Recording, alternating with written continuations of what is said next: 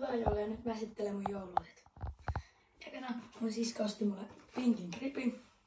Fat Bad, koska se on paras merkki. Sitten se teki mulle tämmösen koru Seppe 51, koska se on mun pelinominen sähdys. Sitten mä sain Truen jääkiekkohanskat.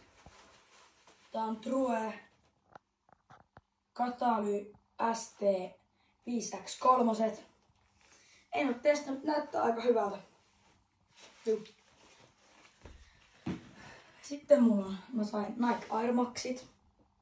Ihan hienot ja on hyvän mallista. Sitten mä sain tämmösen Air Jordanin laukku, olkalaukku, mitä sitä sanotaan. Hieno tämmönen kultainen Jordan pelaaja tossa. Sitten tässä tekstissä on vähän tämmönen mustalla lukee Jordan. Sitten mä sain Marimekon tämmösen tyynyliina.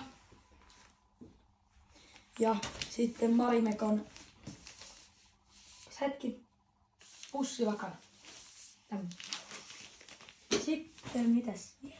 Sitten mä sain myös tämmösiä 105 kappaletta sukkia. Sitten Oral-B iJoul Series 6 S hammasharja. Eikö nyt voi olla ihan hyvä. Sitten vikainen tämmönen suuntokello. Tämmönen älykello valkoisella rannet tämmöisellä jutulla. Juu, ei siinä muuta. Hyvää joulua kaikille.